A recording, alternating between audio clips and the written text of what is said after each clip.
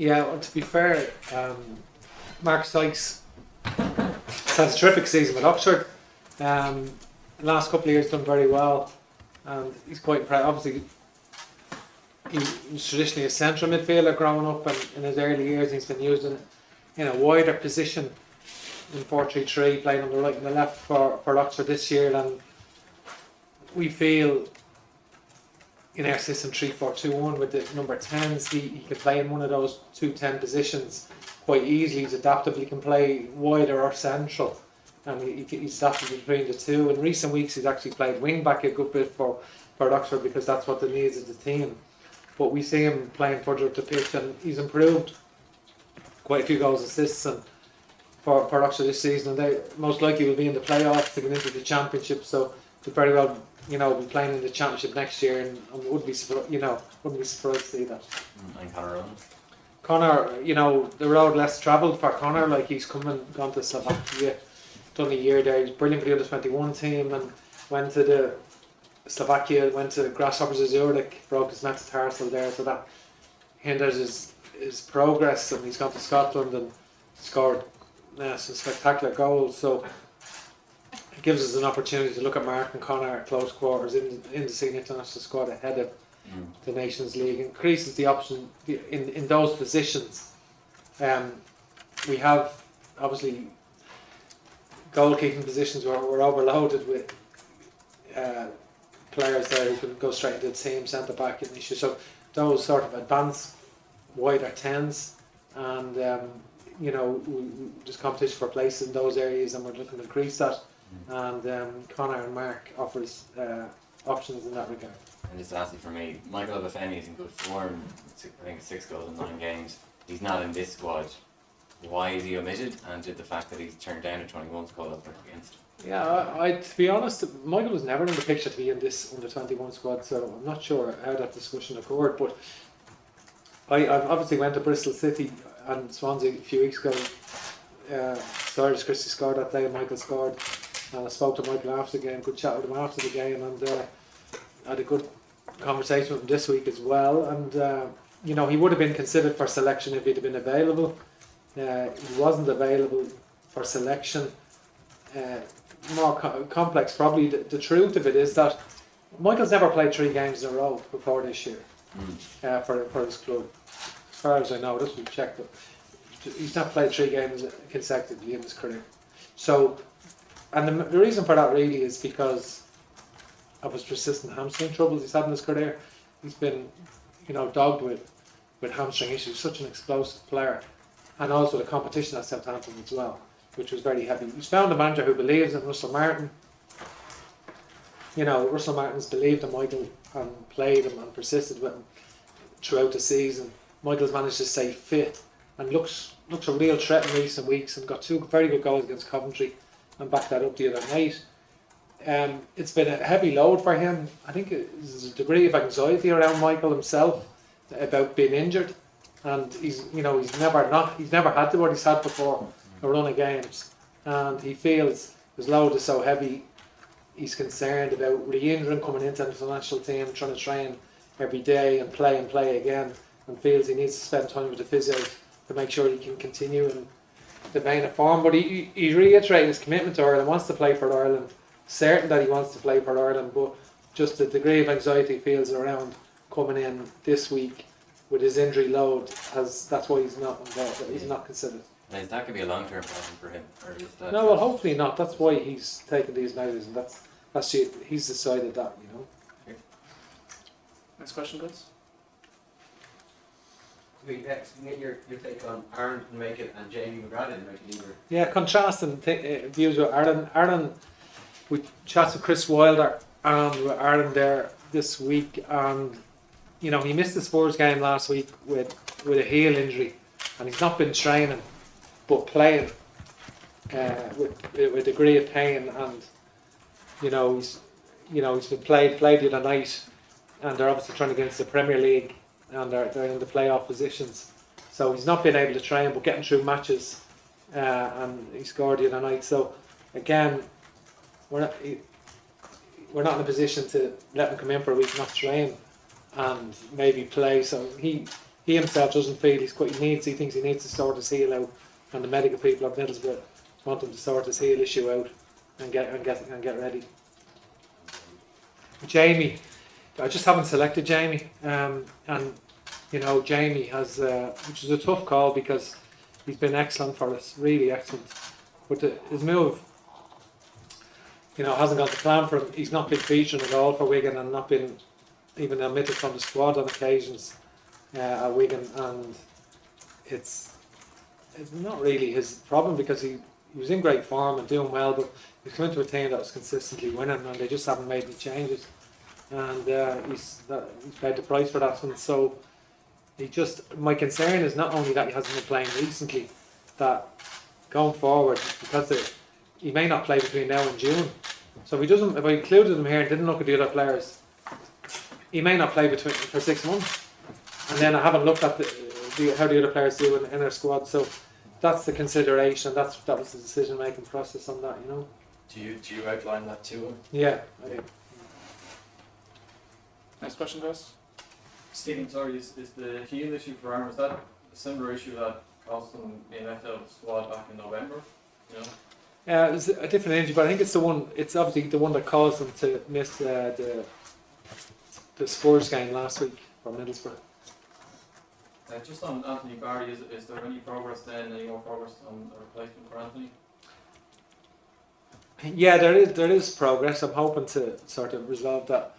Ideally, I would have liked to have it sorted out this morning and announce it today. Hopefully it'll be announced in the next couple of days. Just one or two issues just to finalise and it'll be announced. Stephen, you mentioned about the fortuitous position you're in with lots of goalkeepers to choose from, but you've also got players coming back into form and playing matches. I suppose in defence you've got Shane's Coleman, Matt Doherty and Shane Duffy coming back into the squad. How important is that for players to get game time? Yeah, it was good for Shane because Shane obviously had COVID and then he had an ankle operation, so it ruled him out for well over a month, and he no game time in that period, and then he was just played one game and got left out again.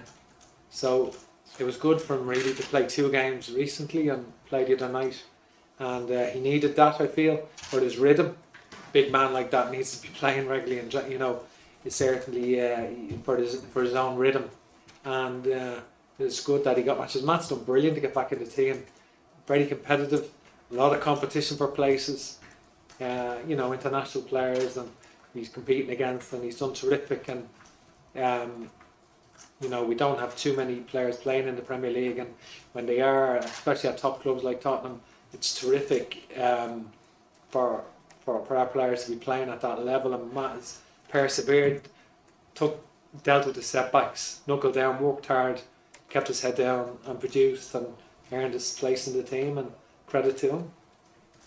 You talked recently about maybe the time for experimentation is over with your team. Is that in relation to the formation or the players? You've obviously brought new players in. Yeah. What are you looking to get out of these 2 games? Yeah, I think I wouldn't say time for it, but I'd say there'll be less experimentation, and in a ideal world to be minimal, but obviously you're presented with challenges that you have to take the best decisions based on getting the best squad for June as well, and possible, and that's some of the thought process there.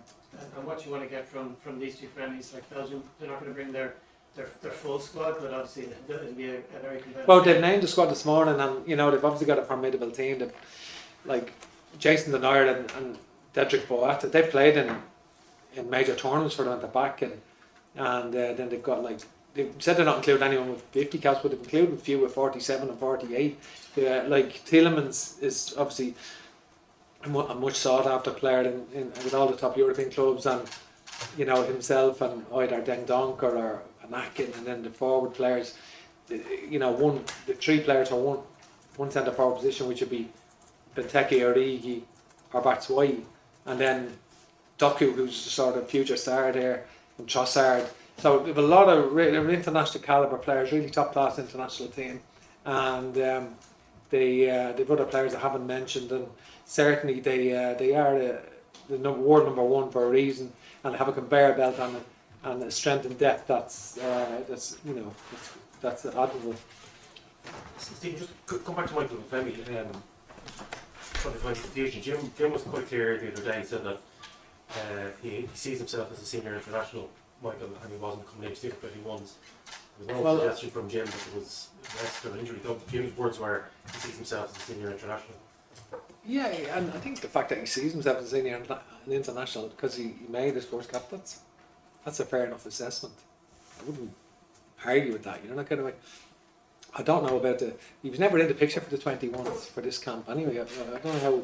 I'm not sure how it came out so much because for this camp he was never really in the picture because he was always in the frame to be in the senior international squad. So, you know. He was just asked because he wasn't in the 21s, does that mean he'd be the senior? And then Jim said, he said was previously he sees himself as a senior player. But Yeah. Well, I'm sure they all do, you know. And that's part of it, and you know, it's he's ambitious. Michael's ambitious, and you know, I think the best is still to come from him, and he's shown potential in the last few weeks, probably more so than we ever, you know, because he's been able to get consecutive games, and there was speculation about whether he would want to be part of Ireland in the future and all that, or the speculation regarding Nigeria and all that kind of stuff. But he on the phone to me the other night, he said, Steve, you know, I really want to play for Ireland. But you know, I really want to. You know, it's going to be important to me. I just have to get myself right. It's the first time I've ever had a run of games, and you know, that's the way he feels. Sorry, just to follow up on that. There have been times in the past when managers would kind of insist for players to come in and be medically assessed by the FAI staff. I'm guessing you feel that the better approach is giving them a bit of latitude and trust what they're saying with their own bodies and the club's medical staff are saying. Yeah, well, it's not a qualifier. You know, kind of way I think it's not a qualifier. Now, every game is important. Like, it doesn't. I know. On one hand, like I as manager have said, like, you know, international football must be the most important thing in your career and supersedes that and you deal with your club. So I have said that. So I do get the point in when Michael is not coming in. Where does that leave him? And there's that dilemma. But his reasons are sincere, and I suppose sometimes you have to look on things from both sides and from every side, and then would it be better for him to be in for us with a view to June? It would. And would he have a better chance of playing in June if he was in with us in March? Yes, he would. But that's, you know, that's where we are with that one. You know, kind of like, does it rule him out? No, it doesn't. But I think it's these are things that we have to weigh up, and you know, at every camp. You touched on Festi last week. Wayne Rooney has said he'll sign from the Italian club then next week. Obviously, Udinese has been well reported. What are your thoughts on that move for him in terms of his career development, given that he has been playing so early? Yeah, it's interesting. It's hard to know. No, it's hard to know about that. You know, I think he is an asset for any team. I'd have been happy for him to stay at Derby and develop. You know, personally, because Wayne Rooney's done a terrific job with developing those young players and numerous players there. You know, I think he's done a remarkable job really with Derby that they're anyway in contention to stay up. Such of the kicks in the teeth that they've had to deal with, consistently losing players every week and massive point deductions and trying to come back from that and blooding all them players. So I think it's done terrific.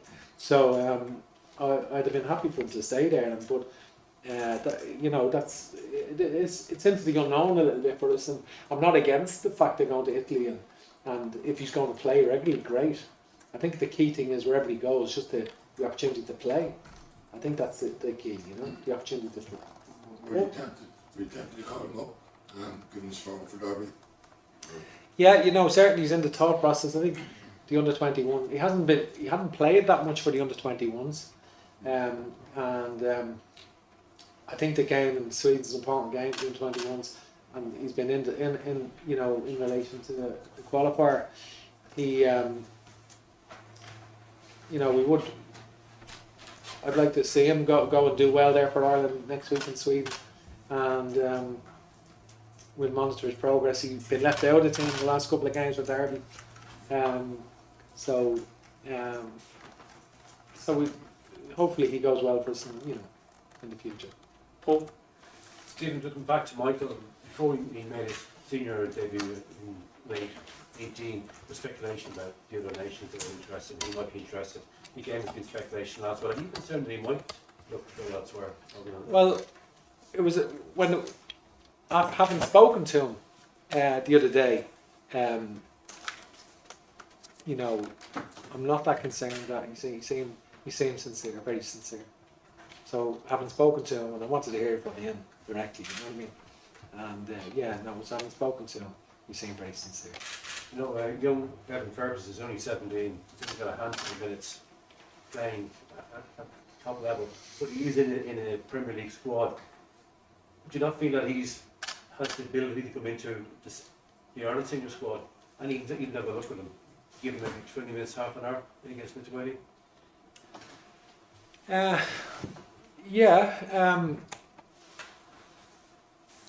Evan's only had a couple of under 21 games, and he's still young, and it's not been we decided not to bring him in now. He's not played that many games even for Brighton at the moment, so he's a terrific prospect, and hopefully he does well in Sweden, and he does well at the under 21 team. He is a terrific prospect, and we're very pleased with him. He's still only 17, so.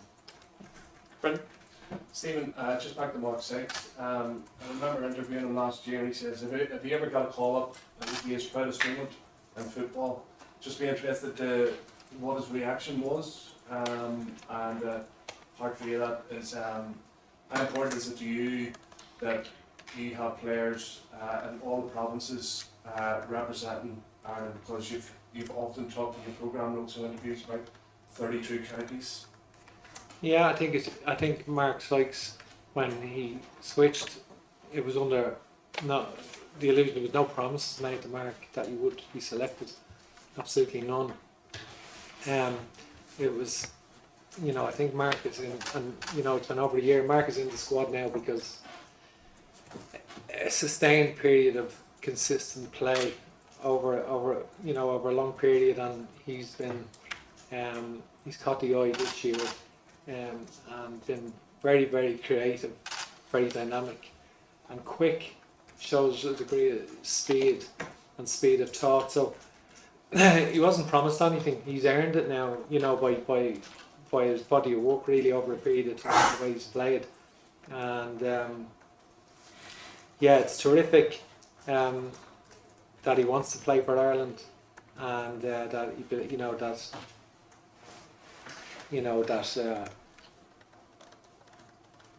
feels that he has such great passion and desire to play for Ireland, and that's what we want, and we've seen it with, as you say, with Shane Duffy and James McLean and Ronan Curtis, and that's great. Paul? Stephen, just wondering about Scott Hogan, kind of back in after a bit of an absence from Yeah. the squad. Did you speak to him directly, and if so, was there any impression from his side of things that maybe he thought another international call-up had passed him by? Yeah, I think with Scott, it was a dilemma because actually in recent weeks he's been injured, believe it or not, and he missed 4 weeks there, and but before, so that I wasn't sure whether he would make it to be considered, because before that he had good form, and we've probably done more reports on Scott than anyone over the last few years, and I think a couple of years, and I think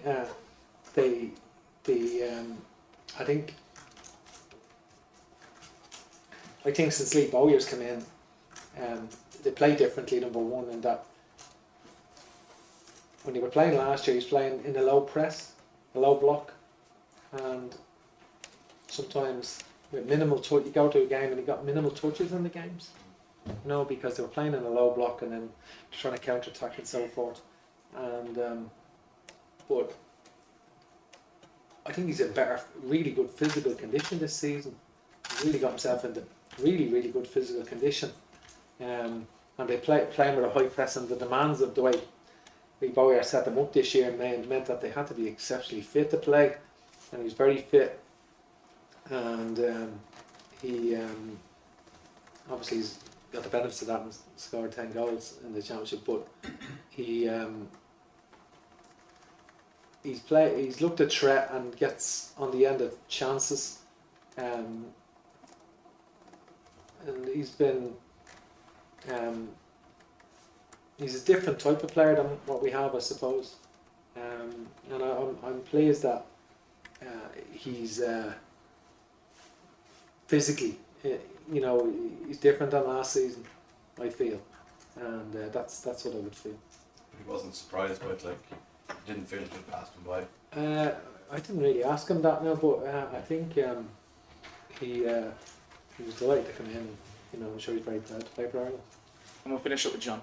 See, just go back to Michael. Just from speaking to him, do you get a sense that he realised he may lose ground here in terms of breaking into the team, like whatever about his reasons being sincere? Yeah, I made that point to him, John. Right. I made that point and said that to him. The better chance of playing in June. If you're in March, you're not going to. But listen, he's